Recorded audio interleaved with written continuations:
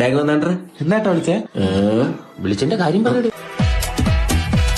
ഈ കോളേജിൽ പെണ്ണുങ്ങൾക്കും അണ്ണനും മാത്രമേ മുടി വളർത്താനുള്ള റൈറ്റ് ഉള്ളൂ. അപ്പൊ നാളെ മുടിയിൽ തല കാണരുത്. അയ്യോ ചേട്ടാ, നാളെ ചൊവ്വാഴ്ചയാണ്. നീ നാളെ വന്നാ മതി, ഞാൻ വെട്ടിത്തരാം. അണ്ണന്റെ കട എവിടെയാണ്? ആരെ അറിയിക്കാതെ പഠിക്കാൻ വരുന്നിരുത്തൻ. ഏത് വർഷോടാ? 2005 ഉത്രാടം. നിന്റെ പേരെന്തോന്നടാ?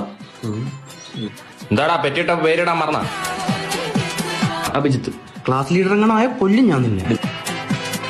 ഡിപ്പാർട്ട്മെന്റ് ഏത്? ഇവനെ കാണണില്ലേ? എടാ മറുപടി പറയടാ.